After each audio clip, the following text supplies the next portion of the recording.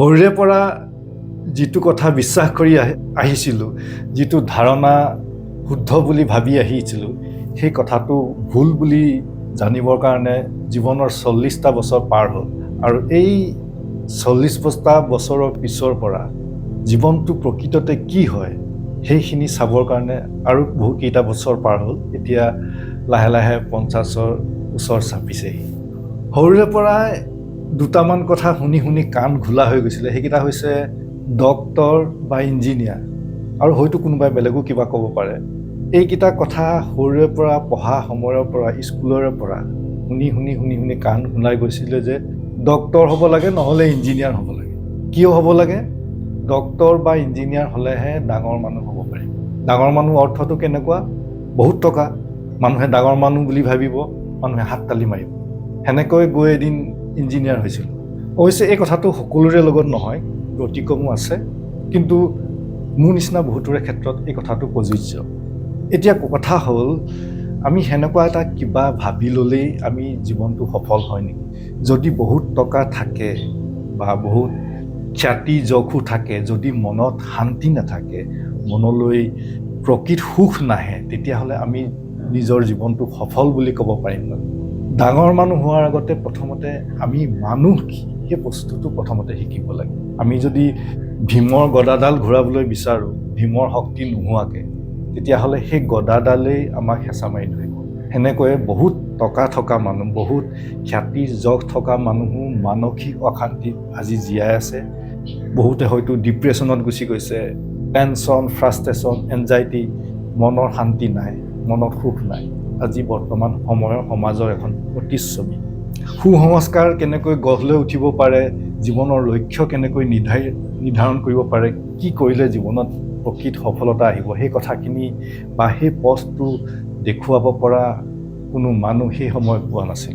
এটা কথা আজি উপলব্ধি কৰিছোঁ যে আমাৰ জীৱনটো যেতিয়া প্ৰকৃত দিশত যায়, যেতিয়া সুসংস্কাৰ হৈ আমাক গঢ় লৈ উঠে, এই টকা পইচা বা খ্যাতি যশ এইবিলাক হৈছে বাই প্ৰডাক্ট। যেতিয়া মানুহ প্ৰকৃত দিশত থাকে, সুসংস্কাৰ গঢ় লৈ উঠে, মানুহৰ জীৱনৰ প্ৰকৃত উদ্দেশ্যটো দেখি পায়, আৰু জীৱনটো যেতিয়া সেইমতে আগবাঢ়ে, তেতিয়া টকা পইচা খ্যাতি যশ এইবিলাক বাই প্ৰডাক্ট হিচাপে আহে।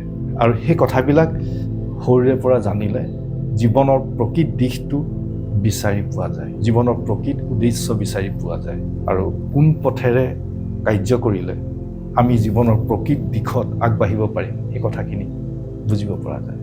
আমাক শাস্ত্ৰই, আধ্যাত্মিকতাই সহায় কৰে।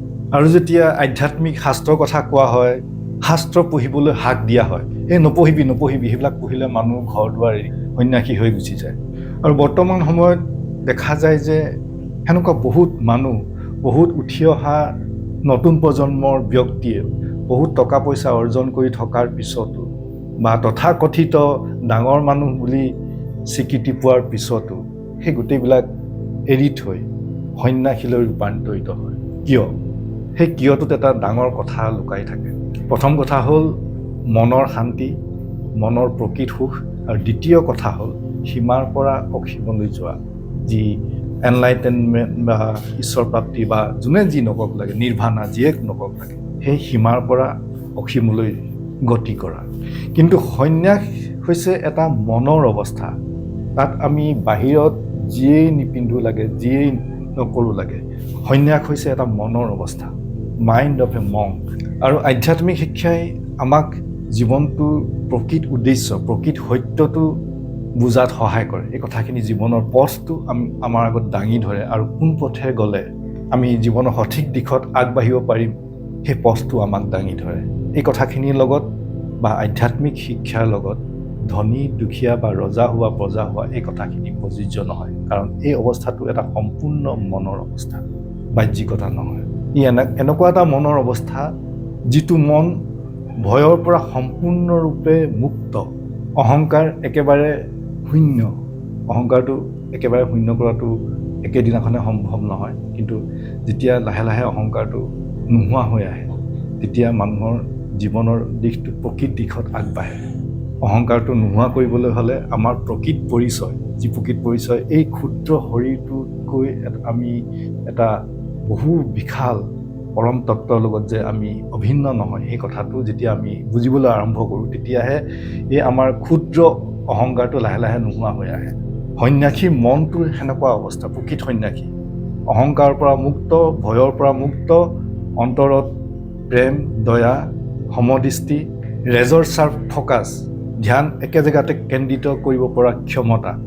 আৰু এইখন জগতৰ পোৱা নোপোৱা বস্তুবিলাকে তেনেকুৱা এটা মনক চুব নোৱাৰে, কাৰণ তেনেকুৱা এটা মনে সকলোতে একেই পৰম সত্যক দেখা পায়। মানুহে ঈশ্বৰ বুলি কয়, ভগৱান বুলি কয়, যিয়ে কওক লাগে, শব্দৰে বুজাব নোৱাৰি কাৰণে ওম শব্দটো শেষৰ ফালে কোনো শব্দ নাই, শব্দৰে বুজাব নোৱাৰি। আৰু একেই পৰম তত্ত্বক সকলো জীৱতেই দেখে, সেইকাৰণে সমদৃষ্টি। আৰু এইখন যি আমি বিশ্বব্ৰহ্মাণ্ড দেখিছোঁ, এই বিশ্বব্ৰহ্মাণ্ড আমি পৃষ্ঠত দেখা, ছাৰ্ফেচত দেখা বিশ্বব্ৰহ্মাণ্ডহে আমাৰ ইন্দ্ৰিয়ৰ দ্বাৰা আমি যিখন দেখিছোঁ ফিজিকেল ইউনিভাৰ্চ, এখন ছাৰ্ফেচত থকা বিশ্বব্ৰহ্মাণ্ডহে। যেনেকৈ সাগৰৰ পানীৰ ওপৰত যিখিনি আছে সেইখিনিহে আমি আমাৰ ইন্দ্ৰিয়ৰ দ্বাৰা দেখিছোঁ। গভীৰতাত কি আছে আমাৰ ইন্দ্ৰিয়ৰ দ্বাৰা দেখিবলৈ পোৱাটো সম্ভৱ নহয়। সেই কথাখিনি যোনে সূক্ষ্ম শৰীৰৰ যাত্ৰা, আমাৰ বহুত যোগী পুৰুষ বা বৰ্তমান সময়ত বহুত ডক্টৰে বা বহুত হিপন'থেৰাপিষ্টে, বহুত বিজ্ঞানীয়েও এই কামবিলাক কৰে, এষ্ট্ৰেল ট্ৰেভেল কৰে। সূক্ষ্ম শৰীৰ বা এনাৰ্জি শৰীৰ বা এষ্ট্ৰেল বডিটোৰ দ্বাৰা এই বেলেগ বেলেগ বিশ্বব্ৰহ্মাণ্ডলৈ যাত্ৰা কৰিব পাৰি। যিটো পেৰেলেল ইউনিভাৰ্চ, যিটো ব্লেক হোল হৈছে এটা টানেলৰ নিচিনা। দুখন বেলেগ বেলেগ ইউনিভাৰ্চৰ যিটো এনাৰ্জি ফ্ৰিকুৱেঞ্চি, এই দুটা বেলেগ বেলেগ এনাৰ্জি ফ্ৰিকুৱেঞ্চি সেই ব্লেক হোলে পৃথক কৰে।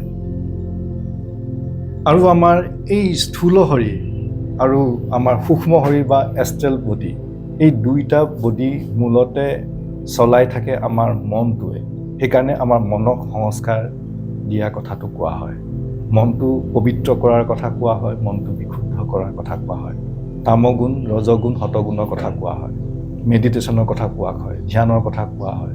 আৰু এই গোটেইবিলাকক সামৰি যদি আমি শেষ পৰ্যায়ত হৈছে আমি পৰম তত্ত্বৰ পৰা অভিন্ন নহয়, কোনো জীৱই পৰম তত্ত্বৰ পৰা অভিন্ন নহয়। সেইকাৰণে কয় যে ঈশ্বৰ সৰ্বত্ৰ বিৰাজমান।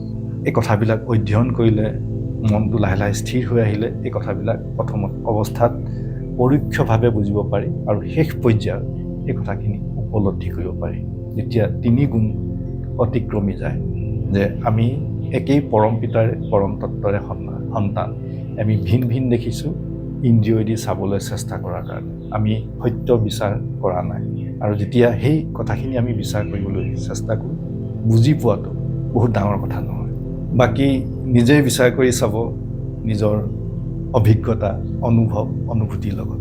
যেতিয়ালৈকে নিজেই বিচাৰ কৰি নাচায় তেতিয়ালৈকে এই কথাবিলাক বুজি পোৱাটো বা উপলব্ধি কৰাটো সম্ভৱ নহয়। নমস্কাৰ।